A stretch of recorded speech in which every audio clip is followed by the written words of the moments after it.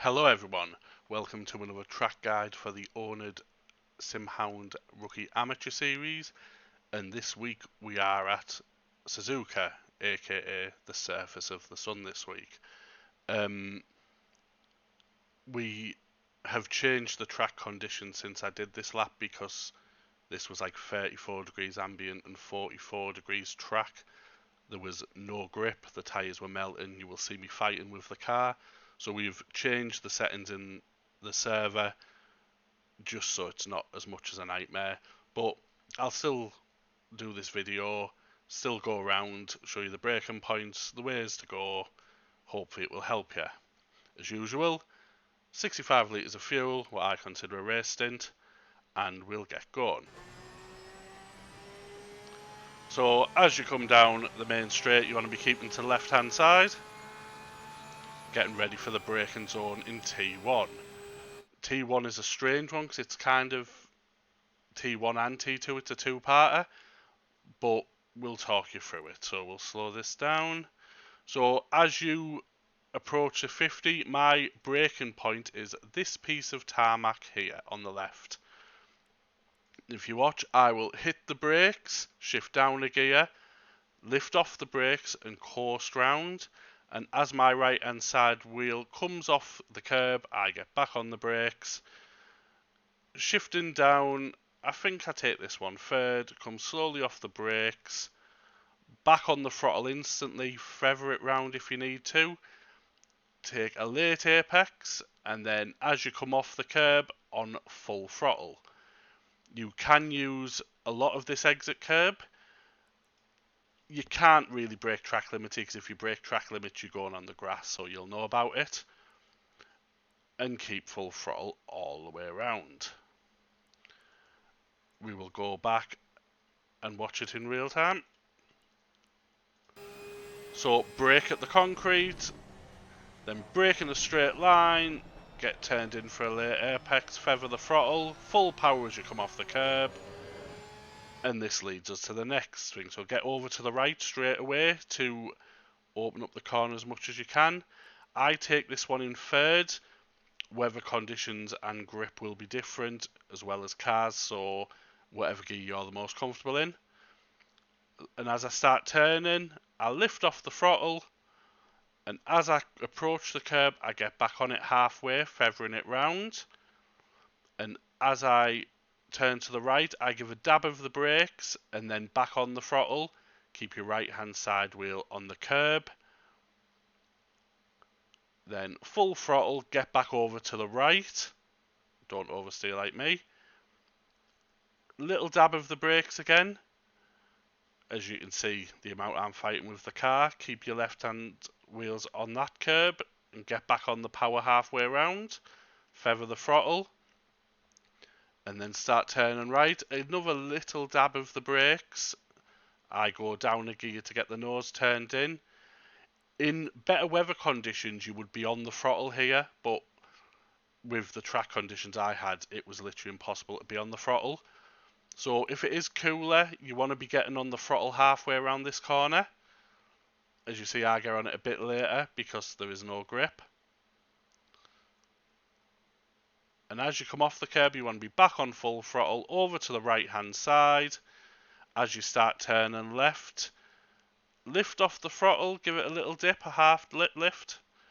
Get your left hand side wheels on as you get halfway around the curb. Back on full power. Use the exit curb if you need to, the tarmac if you need to. And that takes that sequence out the way. I know it was a bit of a long sequence, and I didn't want to keep stopping it, so we will watch it in full speed.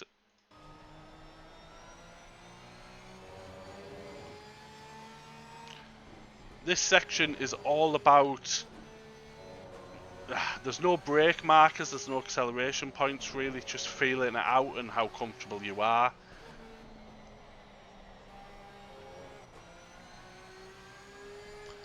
And as you power out of this one, you want to be getting over to the left hand side, getting ready for the next braking point. So you want to keep to the left, Your braking point for this corner is halfway between the 100 and the 50, so around 75, 70 metres. And as you'll watch, I'll keep to the left, halfway, I'll hit the brakes, I go down a gear, I turn in, and as I hit the curb, I'm back on the throttle. You can use a lot of the runoff area here, but again, watch you don't break the track limits. But with this, I don't know what material it is on the outside, you can use quite a bit of the runoff area. So you want to power through it, and halfway along this curb is when you want to be hitting the brakes for the next corner. So as you will see, I will brake down to second, comes off the brakes, turn in, and as I hit the curb, I'm back on the power. Gradually, again, like the last corner, you can use this runoff area. Be careful because you can break track limits. Get the feel of it, you'll know how far you can push it. And then you want to be full power out, ready for the hairpin. So we will watch this in full speed.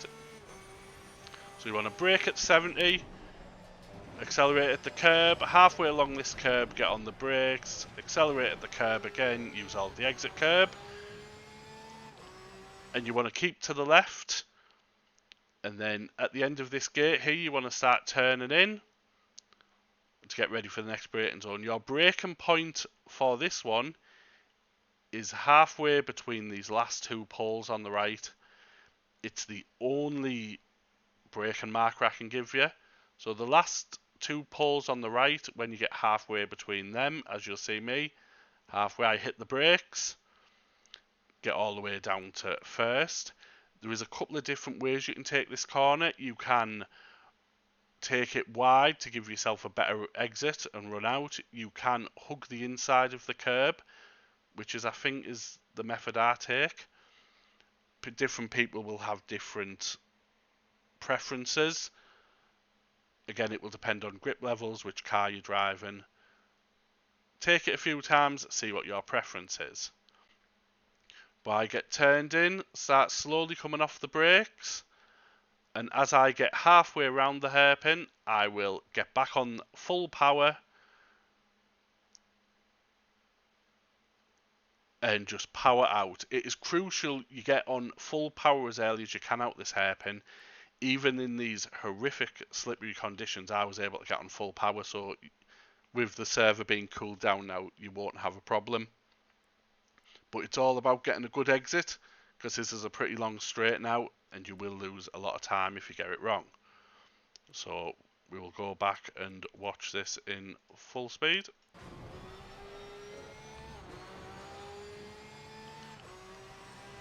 So you want to brake halfway between the last two poles, get tucked in nice and early, get your power on full halfway around and power out all the way down.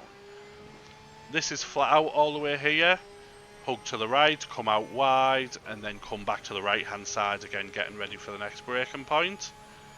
And your braking point for this corner I use is this little piece of tarmac on the right just before the curb starts. So as you watch, I will brake.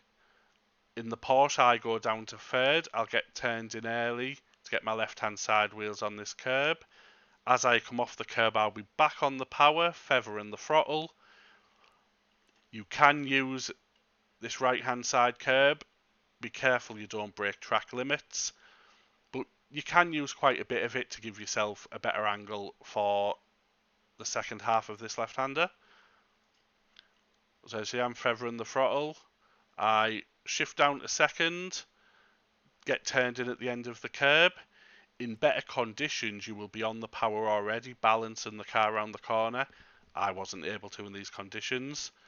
So I think I get about halfway around and I start feathering the throttle. But in better conditions, you will be able to get on the throttle much earlier.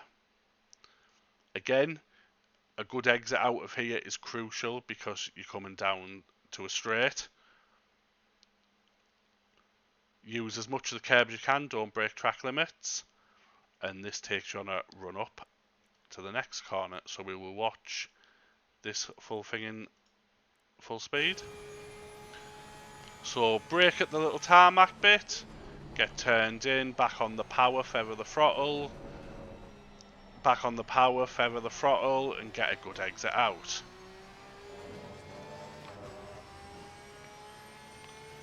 Whichever line you take, it doesn't matter, but as you get up here, you want to be drifting to the right hand side. And I'll speed up.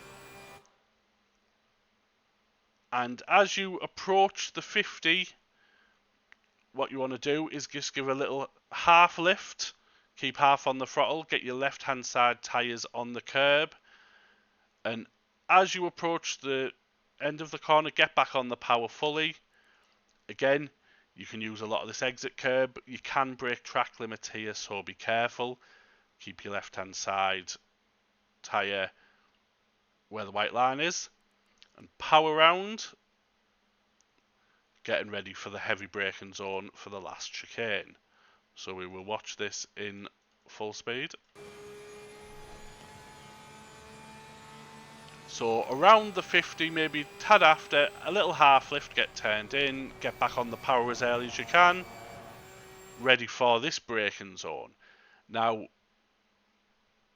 if I'm being pedantic, it's about 120 metres, so just before the 100, if you'll see, I get on the brakes just before the 100, go all the way down, keeping to the left, and as this curb on the right ends here just before the orange barriers, you want to start turning in, lifting slowly off the brakes, because your aim is to get a lot of your car over this curb. With it only being a very short curb, you can take quite a lot of it in one wheel will stay on the tarmac, so you won't invalidate.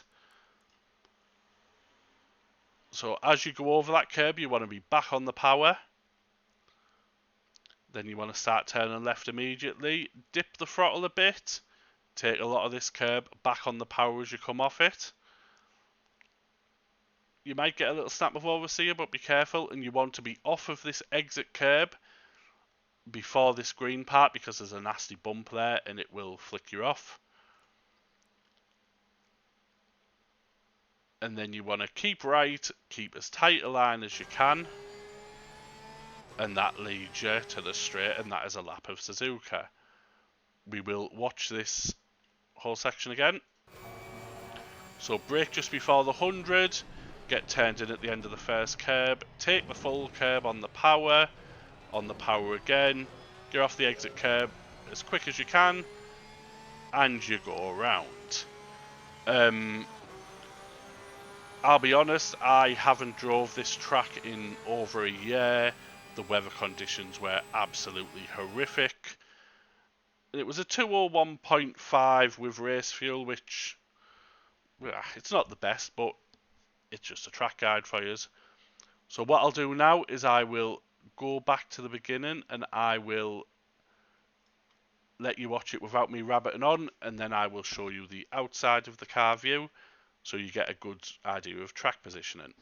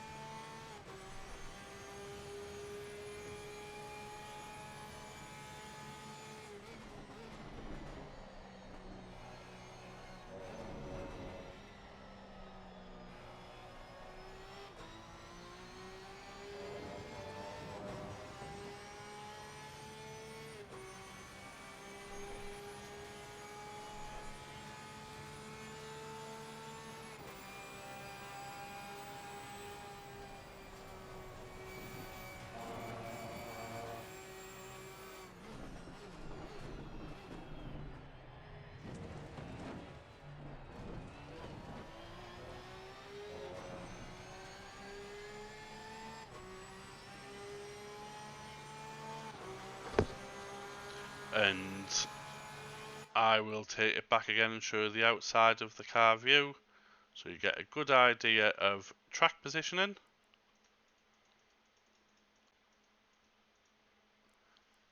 And go around again.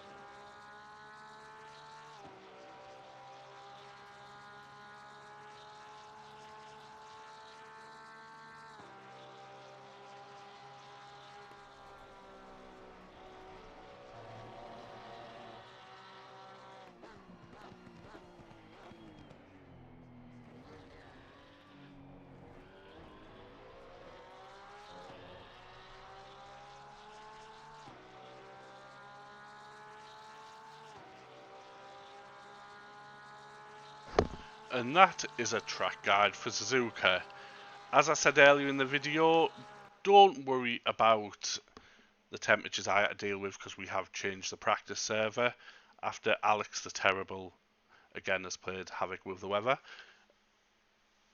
I'm sorry the track guides there have had some PC issues, but I hope this has helped you just with some braking and acceleration and turning points. The conditions were a lot better than last week for you, because obviously Monza was a bit of a flood. But as usual, the coaching session will be on Wednesday evening around 7:45 UK time. If you have any questions or any advice, message me in the Discord, you know who I am. And good luck for the race on Thursday. I'll see you later.